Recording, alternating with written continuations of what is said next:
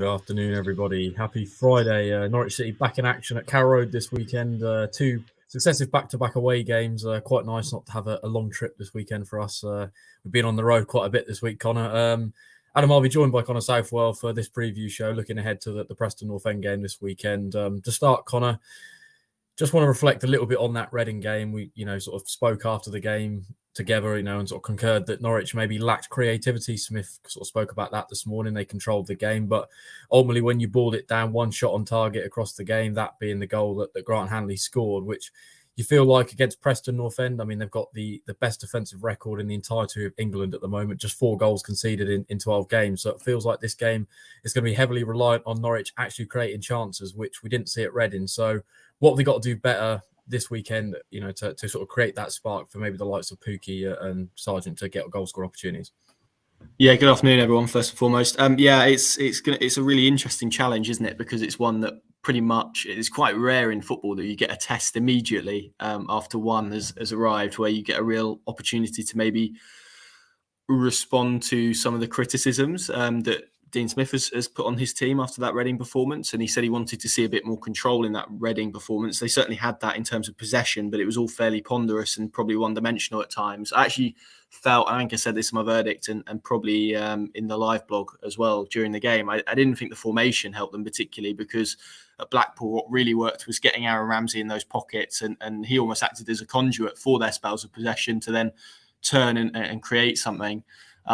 Whereas on Reading, they kind of removed that, tried to shift him out wide, and because they were coming up against the back three, and given how narrow they play, they were almost, Ramsey and Sargent on the other side, were almost backing into kind of really tough centre-backs who I felt won their individual battles on the day. So that made it probably quite difficult. Then you've got Timu Pukki dropping in deep into positions you don't really want him to be, because it allows Reading then to almost bring their backline forward, because there's less threat of him causing issues in behind. So I just felt the system that they played didn't really help what they were trying to do. And it's going to be fascinating to see if Dean Smith opts to continue with that 4-3-3 against Preston, or whether he goes to a 4-2-3-1 and puts Ramsey back in the 10.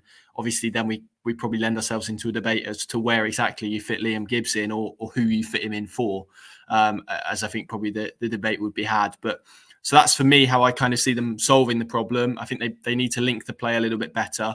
And to do that, you probably need Pukki on the shoulder causing a threat in behind that probably tempts Preston to play a little bit of a lower line than they would do automatically. And that should then afford Norwich some space in central areas to progress the ball, which they really struggled with on Tuesday night. So that's kind of how I see them solving the issues. Whether that's what transpires or not, we'll have to see. But that would probably be my thinking going into this weekend if I was trying to find a solution, and if I was in Dean Smith's shoes. I mean, he spoke about kind of the lack of combinations and stuff. I think that would help solve it. I'm not quite sure who you play on the left in that situation, but that's kind of a debate we've been having all season, I think. But it's going to be interesting to see how he approaches it, and whether he feels that the system on Tuesday gave him enough control that he wants to persist with it and kind of add the areas of creativity around that, because there's ways of doing that as well, or whether he goes back to maybe what worked at Blackpool. So I think he's got probably quite a dilemma this weekend about system and setup, along with, of course, the schedule and how he manages that with some players' loads. He spoke about Timu Pukki today. So lots of interesting strands for me ahead of this weekend in terms of how they solve that creativity issue that maybe they encountered at Reading. Of course, we want your guys' questions, so get them down in the comment section below on whatever platform you're watching, and we'll get around to those towards the second half of the show. You sort of just named him there, Connor. Liam Gibbs, a man who returned to the starting 11 the other night. Obviously, that injury at Sunderland that kept him out for sort of a month or so. How impressed were you with his performance? I mean, Smith praised him quite heavily again this morning. I mean, I've sort of got his stats here across the season so far: 561 minutes. 477 total actions, passes wise, 88% pass completion rate, success rate. So generally across the board, a very impressive performer. So what have you made of his performances across the season, but more generally as well the other night? Yeah, he's been the surprise package, hasn't he? I think. Look, everyone. You spoke to anyone in Norwich City's academy last year. I think the consensus was that he was highly rated, but probably not that he was as good as he has been for Norwich City. I think that's probably fair to say. He came to Norwich from Ipswich Town, of course, which you have to mention at any given opportunity, but he came to Norwich as probably a bit more of a number 10. And he's kind of found himself, and when he arrived at the academy and they looked at his attributes, they felt they could mould him into this 6 that we're seeing at this moment in time, quite dynamic, someone who almost is very good with the game in front of them, knows various passing opportunities, but actually has the legs and athleticism to get beyond the ball in certain situations. You only have to look at the one on Tuesday night where he kind of I don't know if it was an overlap or an underlap, but he got round the player. I think it might have been an underlap actually. Got round Max Aarons, I think it was, to receive possession and won Norwich a corner that they went on to score from. So he has that capability, and he, for a 19-year-old kid, which is essentially what he is, to have that kind of technical blend with the physical blend is quite rare to find. You tend to find, particularly midfield players of his height and build, that they tend to be either really technical or really physical, and there doesn't seem to be like a happy medium between the two. But he's really achieved that, and actually you look at him in the Norwich team, and when they do play that 4-3-3, he offers them a hell of a lot more balance than if they had Kenny McLean in the 6 role, or they haven't done it. But if Marcelino Nunez was to go in there, for example, and actually for all of the kind of debate around Isaac Hayden and how much of an impact he would have, I think, you have to talk about Liam Gibbs and his performances and what he's done. And he's come in kind of under the radar as well, and has looked really determined. And I remember we went down back end of last season to go and speak to him as a 23s player. And you got a real sense of determination and desire and hunger. And I remember asking him about a first team opportunity, and he had a glint in his eye, and there was almost a wry smile. And I think he said something along the lines of he wanted to make his debut by the end of that Premier League season. It didn't arrive, but I think ever since he emerged in pre-season, his performances have been consistent. They've been quality. You can see his attributes shining through, and he's quickly emerging as a very, very important player for this Norwich City side. And that's a testament to him and the work that he's done in a short period of time, but also Dean Smith and his coaching team as well, because I remember us having various debates kind of when Dean Smith arrived about whether he would continue this legacy that Daniel Farke almost created of giving young players opportunities. And I think we're seeing now with Liam Gibbs, with Andrew Bamadelli, he's willing to do that. And you give these young players opportunities, and I think you see that very rarely they let you down, but he's a special player. And I think it's quite exciting to think about how much potential he has to grow into, because you look at him and he looks like a player who's played 500 championship games, not 500 minutes of championship football. And he's just kind of taken to it like a duck to water, really. You throw these young lads in and see if they can swim, and goodness me, he can do the breaststroke, he can doggy paddle, he can front crawl, he can do it all. So yeah, really exciting. And it's very difficult to see now. And again, this is testament to him when he's fit, how he doesn't get in this Norwich City team. As I said earlier, I think the debate is more if Norwich do change the shape, who drops out in favour of Liam Gibbs rather than where does Liam Gibbs fit into that system. I think he's been that good, and obviously the Ipswich side of it is nice as well. Yeah, huge plus having him back. In terms of team news, Todd Cantwell looks like he's going to be back available for this weekend. Smith said he trained yesterday. We got an update as well on the likes of Rowe and Springett. Rose is not back in training yet either. Springett has also been ill, so those two sort of as well not in action this weekend. And Dimitris Yaniulis, we got a little bit of an update as well on him. He's sort of back on the grass striking balls, but Smith said he's sort of getting closer and closer to returning, and it feels like those players returning will be quite important. Connor Smith spoke about sort of rotation this morning in terms of his squad. We've got sort of big heavy load of games coming up and some quite important ones as well. Sheffield United away, Burnley away, Watford away, Preston home as well tomorrow. Some really tough games in there. So we saw at the Tuesday night game against Reading, he substituted Nunez and Pukki off, which I think sort of maybe sparked a few sort of questions of creativity. Those two are typically sort of where Norwich's goals can come from. So, but you got to feel that the workload that those two have been through in terms of club and country so far this season, it's going to be important in these next games that Smith does rotate that squad. So what did you make of his comments sort of in regard in the rotation situation? Yeah, it's interesting. That's the nature of the Championship, isn't it? Particularly this season, because you're almost battling the schedule as much as you're battling opponents, I feel, and particularly this month it probably typifies that really. I mean, what is it? 8 games in a month? That's unprecedented. That's unheard of. It's an obscene amount of games, particularly when you consider next week is the only clear week that they have now. I think until the World Cup, maybe there may be 1 or 2 more in November, but certainly this month, that's just incredible. So within that, there will have to be rotation. That's why Norwich have assembled a deeper squad than perhaps they have done previously, because they wanted to have that in their favour. They wanted to have that squad, and obviously with the 5 subs as well, they're able to make changes in game, which have helped them. And it's interesting what he said about Timu Pukki today, in terms of you probably have to manage his load a lot better than has been the case in previous seasons, because he's not getting any younger. And I think the fact that they have now an able, capable deputy in Josh Sargent at this level at scoring goals probably does ease that burden a little bit. And maybe there's an argument to suggest that the way they want to play or have been playing is probably been better suited to Sargent as a 9 than Pukki as a 9. But again, it's not a bad option to have. And I think if you're a Championship side looking up and looking at Norwich and looking at the various options that they have on their bench, I think a lot of them will get into Championship teams. I think it was John Eustace who made this point, Birmingham manager, early on in the season, where he was bringing teenagers off the bench in that game, and Norwich were bringing on El Hernandez and Kieran Dowell, and they've got Jordan Hugill in reserve as a backup.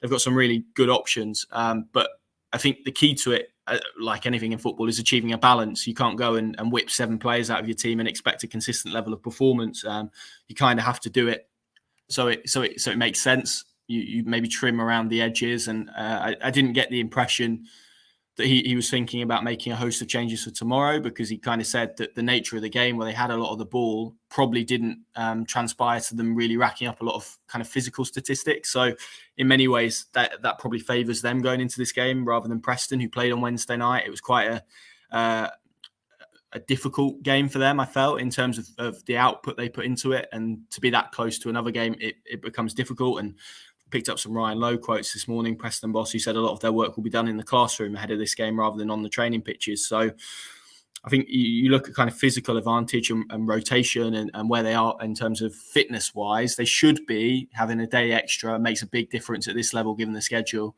But also when you've got extra quality and you have extra fitness in those legs and those players, it makes a hell of a difference. So it's all there for Norwich for me tomorrow to really go and make an impact and probably have some fun as well. And I think, dare I say it, that's probably what they need to do at Carrow Road at the moment, just to get the place going a little bit. So, yeah, I mean, with anything, they'll have to manage it, but I don't really see it being an issue for maybe this game or the next game. I think it's probably the latter end of October that I'm looking at and saying that's probably when they're probably going to have to rotate between then and the World Cup break, because that's when it becomes really condensed, particularly obviously with the Burnley game being thrown in there, which is not ideal, but that's obviously circumstances outside of their control as to why that's there. So I think for the moment it's about probably avoiding injuries and utilising their squads in terms of substitutions rather than rotations from the start. And then sort of second half of this month, and it becomes difficult because the games are more difficult at the second half as well. I think that's probably when we'll see more rotation, but it's not a Norwich City problem. It's going to be a problem for the other 23 teams in the league. And you look at their quality of player they have in their squad at this level, to keep reiterating that point, they should have enough, regardless of who they have on the pitch, to win games of football. And that's the thing for Dean Smith that I suppose should fill him with confidence. But tomorrow I would expect to see a very similar team to what we saw on Tuesday night. I think the big thing for me is kind of system and how he sets them up rather than perhaps who he puts in the team. Yeah, just touching a little bit further on Norwich City's opponents tomorrow, Preston North End. I mean, we sort of said at the start of the show, 12 games, 4 goals conceded, 4 goals scored. They've almost broken football to be 11th in the Championship with that kind of record. But I think away from home, they're yet to concede a goal as well. Lots and lots of 0-0 draws away from home. So, as we sort of said, difficult to break down. But what have you made of them from afar? I mean, I think I watched one of their games against Burnley on Sky about a month or so back, and I was quite impressed with them. As much as, they've struggled to score goals, they actually, they don't necessarily park the bus, which is what Dean Smith spoke about this morning. They're maybe not negative football, but they're quite clever in the way they sort of grind out results. Yeah, I watched them on Wednesday night. I've also kind of done some digging into their statistics. They're really interesting in terms of numbers, because I think, as Dean Smith suggested, actually, you look at kind of around their performance. It's not like there's some statistical quirk that is the reason that they've scored 4 and only conceded 4. That has been probably reflective of their performances largely. And it's not that they're negative or that they try and set up particularly defensively, as you say. I think it's more probably an issue of just linking in the final third, and that final decision hasn't been right at points. It's an interesting challenge for Norwich, because I think what you're going to get tomorrow is a team similarly to what they faced at Carrow Road largely this season, a team who wants to play in a fairly low block and will invite Norwich onto them and say, go on, then break us down, which is why that point of creativity that we spoke right at the top of the show is going to be so pertinent, I think. But equally, they've got players in the other direction that can hurt you if you afford them spaces. But you look at the statistics, I think they've had the fewest shots inside the box this season, the most shots from outside the box. So that's probably reflective of where they are. But I really like Ryan Lowe as a coach. He's done a fantastic job at Bury, first and foremost, then at Plymouth. I think he's doing a good job at Preston as well. And I do think they will emerge from this weird period that they're in. And it is completely unique and slightly bizarre. You know, it wouldn't surprise me if we got a 4-3, because at some point football tells you that it defies those kind of statistics, doesn't it? But it's going to be a difficult challenge because, as you said, they're very, very well organised. And what that means is, if they can get it to click in the other direction, they're not going to have to do a lot to be an upwardly mobile team in this division. It wouldn't surprise me if they became that at some point. So, yeah, I think it's a challenge not to take lightly. I think it's going to be unique in terms of what they have to offer. I mean, that statistic there, you said not conceding a goal on the road this season is incredible. I think that the fact they've conceded 4 is even more incredible when you consider 2 of those were against Sheffield United in the same game. So it's a bit mad, really. And it's probably, it's odd, as I keep using that word odd, but it's odd because you tend to have a team that is really good at one end and not good at the other. And they're proving to be, you know, they're proving to take that example to the extreme, I think, to an extent. So, yeah, it's going to be a unique one. I think Norwich are probably going to be sort of understand the challenge that they're going to face, because it's going to be another team that wants to hit them on the counter. So there's going to be an element of controlling that side of it. But I don't sit here with any major concern that there will be a surprise that catches Norwich off guard. I think it will just be whether they manage the situation well enough, whether they have the creativity to break down Preston's defence, and whether they control the possession in the right way. So, yeah, it's going to be interesting, and it could be anywhere from a 0-0 to a 1-0 either way to a 4-4, because, as I said, football does that, doesn't it? It works in mysterious ways. And I'm really, really intrigued to see what we get. I think it's going to be an interesting game tactically, I think. Yeah, we'll be live for about another 10 or 15 minutes. So get your last comments into the comment section below. We'll get around to those in just a moment. But just moving away from football very briefly, Connor, Norwich City have sort of said today that, well, yesterday I think it was, that they've lent the shirt sponsor Lotus have to Norfolk Mind for this game, which is a mental health charity in Norfolk, which do some really important work. I think we've all probably personally or know someone who's been through mental health struggles in recent years. It's sort of quite a important thing in society these days to sort of keep that message out there. So how big a sort of piece of work is that from Norwich City this weekend to lend that, or Lotus as well, to lend that shirt sponsor and the message that's going to breed to sort of 27,000 people watching the game? Yeah, it's brilliant, isn't it? And I think all parties involved deserve a huge amount of credit. I know they've been working hard at this for quite a while, in terms of when it would happen and trying to find the right place for it to happen. And obviously next week being Mental Health Awareness Week, I think they've probably found the right time for it to happen. And we've seen them do it before in various seasons. I think they do it most recently in the first Premier League campaign. I remember a game against Manchester United where they gave up the shirt sponsorship for a charity. So, this is what Norwich City is about, isn't it? Community, reflecting those values, highlighting causes that need to be highlighted.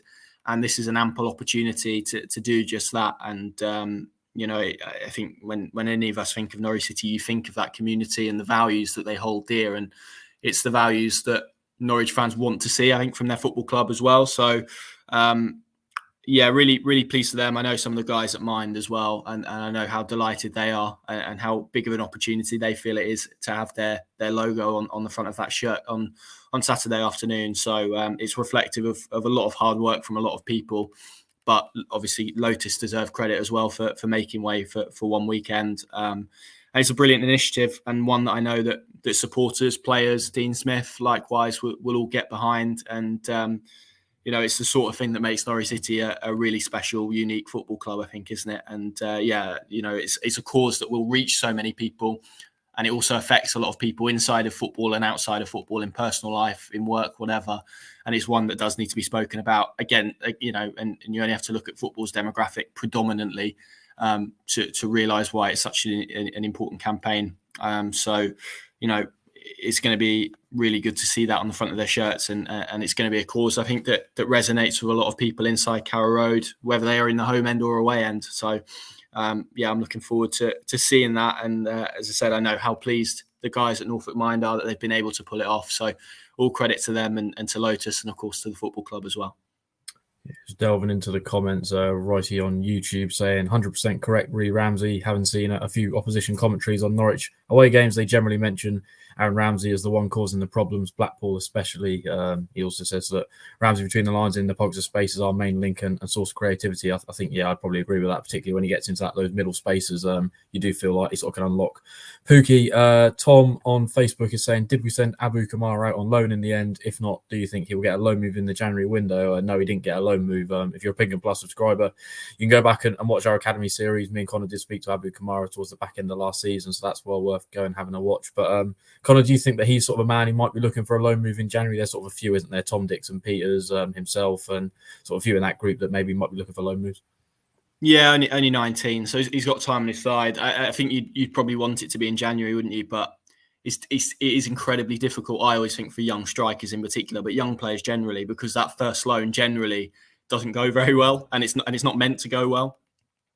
And Norwich have probably benefited from this from Aaron Ramsey, for example. He's a really good one. His first loan at Cheltenham last season, I think by his admission, by Dean Smith's admission, probably by Aston Villa's admission as well, didn't pan out in the way they would have liked, but the second loan has gone in a much better way. So I think it almost makes sense to have that first loan between January and the end of the season rather than a prolonged season, because it can almost feel a bit more long term. It can have a longer term effect on confidence and stuff. If you drop a loan player in, particularly in the lower leagues in the EFL, which are tough to adapt to, and completely different to under 23s football. So it has to be right first and foremost, particularly in the first instance. It has to be a club that is going to put their arm around them a little bit, and is going to be fully aware that the first loan commonly isn't particularly a successful one, because it's commonly the first one that they've spent away from home and all the various circumstances around it. So, with Abu, I think Abu Kamara, it's about getting it right. And about making sure he's in the right environment first and foremost. Tom Dixon Peters experienced exactly that with Gillingham last season, and how difficult it was. He arrived under one manager. A week later, he's under a different one. Didn't really get a lot of football. When he did, perhaps didn't perform in a way that he or Norwich City would have liked. So you have to then almost come back and assess it and almost build that confidence again. So it wouldn't surprise me if he went out on loan in January. I think it would make sense for all involved. He's at that age now where it needs to happen, I think, particularly if he wants to stake a claim in Norwich City's 11. But he's still got time on his side. So if we did get to next summer and he was still at the club and still hadn't had a loan, only 19 in July, so it's still just 19 really. So wait and see, I would say, but January feels like a good window, I would say, to get him out there and out on loan. Yeah, I've got another comment on YouTube. This is from Michael. We kind of spoke about this thing on the last preview show, but thoughts on Nunez. I thought of Blackpool, he was absolutely brilliant, arguably my man of the match, and I think that was up there with one of his best performances so far in a Norwich shirt yet. Tuesday night, as Dean Smith spoke about this morning, there was areas of improvement. He sort of, the Hendrick goal, I think you can sort of lay a little bit of blame at his door for that one. And we also saw it against Bristol City at home. He sort of got, the ball nicked off him, and Bristol City punished Norwich for that one. So what have you made of him so far, Connor? And sort of Michael there saying he feels like he's signing of the season. I think that's probably between him and Aaron Ramsey. Obviously, we're yet to see Isaac Hayden and Sarridge yet to really sort of get a proper break into the team. So what have you made of his performances so far? I really like him first and foremost. He's a brilliant player to watch.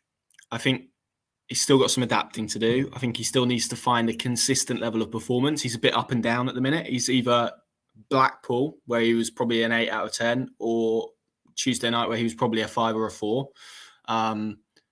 So it's about finding middle ground. But when you have a player like that, you almost take those 4 out of 10s. You take the moments where he probably doesn't close down Jeff Hendrick quick enough, or there's an error against Bristol City, because he's capable of producing a moment to win a game, or he can be a real creative influence in your side. So you have to almost navigate those periods and find a way through that. I think it's probably really helped him being alongside Kenny McLean, who doesn't get a lot of credit, but it is probably that. Never really higher than a 7, never lower than a 6. Very consistent in terms of his performance levels. So I think what Tuesday exposed was probably still how much he has to do. If Saturday was proof of how far he's come, So it probably worked as quite a nice thing for Dean Smith to say, well, hang on, look, if you're not quite at the levels you were at on Saturday, you look at the levels you can drop to. I thought it was probably, I don't want to say his worst game because that sounds really negative, but it wasn't his, it was his worst game, I felt, since he's arrived at the club. And I don't mean that negatively. It's just probably the standards that he's set, I would say. But there's still some acclimatization to do. There are little moments in games where he gets caught in possession or he's loose or he makes the wrong choice. But what I wouldn't want to do is that to curve his game to such an extent that we don't see the brilliant flashes of creativity or him attempting to play an outlandish pass to Onel Hernandez that defies the laws of physics, So it's about striking a balance with him. And he's still 22 as well. It's an incredibly young age for a footballer to leave a continent and to be dropped into another one. So there's plenty of learning, I think, for him to come. And I think he's one that we will see as the season progresses. A, gets better, but B, gets more consistent. I mean, it's not too dissimilar to what Emi Buendia was like when he first arrived at the football club, where there would be those moments of genius, but actually he also cost the team on a few occasions. And you kind of have to take that and use it in kind of the education, the adaptation to life in the country. So, I think we've all seen that the minerals are there, that there's a brilliant player in there. It's just about how Norwich go about unlocking it on a more consistent basis. And I think in time they will get that because his age, his talent, his kind of profile, what we've seen all suggests that he will become that player. And I'm sure that was probably the element of risk that they weighed up when they decided to sign him. But I've been really impressed with him. He's brilliant to watch. He's by far, well, I say by far, probably beyond Onel Hernandez, Norwich's probably most exciting player to watch, kind of in like romantic terms. But there's still plenty there to work with. And actually, I know that sounds like a criticism, but similarly to Liam Gibbs, I think it should be viewed positively because if they can extract that, think of the player they do have on their hands. And it's going to be one that kind of benefits them either on the pitch or eventually either financially in the club's model that they currently exist in. So, he's good. But as ever with Norwich, it's about picking these players up at the right time and moulding them and developing them into players rather than picking up players who are on the shelf and ready to be dropped into the Premier League level. They have to make them. And he's probably another example of that, I would say.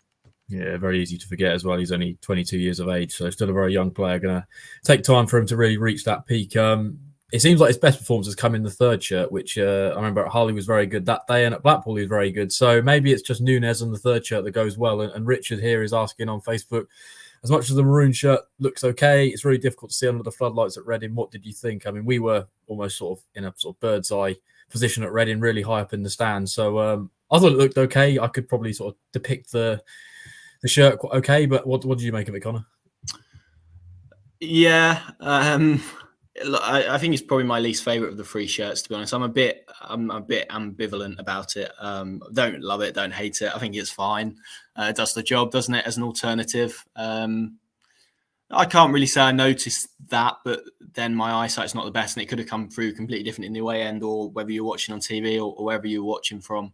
I'm trying to think. There was a kit that we had at Carrow Road this season where it might have been West Brom actually, where it was pretty much impossible to see the name and the number on the back, which made it very difficult, I would imagine, for commentators, but also for us to try and pick out who was doing what at certain points. So that at least they haven't had that issue.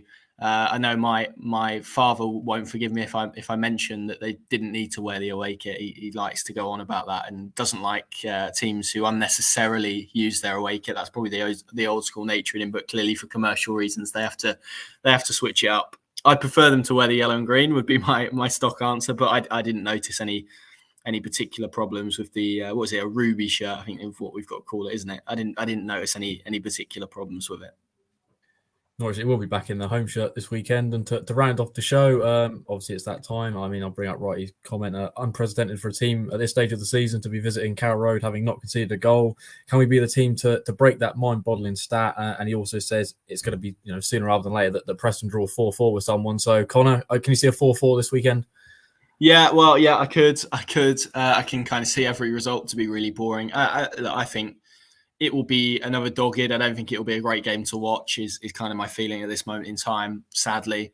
I hope I'm proven wrong on that front. I think Norwich will have too much. I think they will. I think Dean Smith has probably seen on Tuesday the areas that they need to improve on in terms of creativity. I think they'll unlock that in a better way because they will have worked on it. I think the stuff I spoke about in terms of recovery times and fitness, I think, and quality added into that. When you kind of put all those into the pot and stir them around, I think it probably suggests that Norwich City will come out on top. So, yeah, all the statistics point to a low-scoring affair. So I'm going to go for a 2-0 Norwich win. What about you, Adam? Because you're the man, aren't you? You get these predictions right. So you're the one to listen to, not me. Yeah, I've had a few runs. I think the only one I got wrong recently was Blackpool. I remember turning to Sam the other night on Team News and I said, say 1-1. And he was like, nah, don't be so negative. I was like, honestly, mate, 1-1, I'm telling you. And there we go at the end of the game. I had the last laugh. So, yeah, I'm going to go 2-0 Norwich. Going to be unusual for Preston to be conceding 2 goals. Only Sheffield United have done that to them this season. But as you just said, I feel like Norwich have maybe got that sort of element of too much for them, the home crowd behind them, and sort of trying to put in a bit of a performance for the Carrow Road crowd. So, yeah, 2-0 Norwich, I think. And, I don't know, goal scorers gone. Pukki and Aaron Ramsey, I think he needs to get off the score sheet. So, let's go with him to score. And with that, that'll round off the show. Thank you very much for joining me and Connor this lunchtime. Obviously, we've got all our usual content across our channels. We've got Dean Smith's press conference video, so you can go and watch that. 5 or 6 minutes worth of his quotes from this morning. Obviously, all our usual, Chris Sutton's column was up yesterday. That's well worth a read. And we've got obviously all the usual match coverage and build up on its way ahead of tomorrow's kickoff. Obviously, Team News Live and all the reaction and all the post-match analysis will also be across our channels. Very much looking forward to the game tomorrow and being back at Carrow Road. It feels like it's been quite a while since we've been back at Carrow Road. So hopefully it can be a good atmosphere. Don't know if we'll have the drum at Carrow Road tomorrow. Sort of made a bit of a difference at Blackpool. What have you made of the drum, Connor, to end off? Do you know what? I've gone completely. I've completely flipped on it. Was really against it, and now having basically been in the away end of Blackpool, which we were, I think you see the impact that it has. I think it's been really good. It's just about working out how to translate that to Carrow Road, isn't it?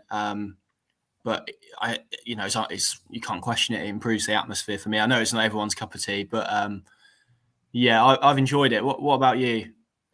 Yeah, I mean, I'm sort of a bit on the fence with it. I mean, sort of down the years, I was probably very anti-drum, kind of don't really like that sort of artificial atmosphere. Mm-hmm. But as you said, when we were in that away end the other day, I mean, the chant that they've got going seems to have picked off, and the drum is pretty effective with that one. So in that regard, yeah, it seems to be fairly successful, seeing some really good sort of videos across Twitter from the City Elite group, I think, that's running it. So, yeah, really seems like a very successful thing, and hopefully they can continue that. I think Swansea's the next one they've got approval for, so away from home anyway. So looking forward to that one. With that, that'll round off the show. Thanks for joining us this lunchtime. Obviously, as I said, all our usual coverage ahead tomorrow. So we'll go grab some lunch and we'll finish the show there. Thank you very much for joining us.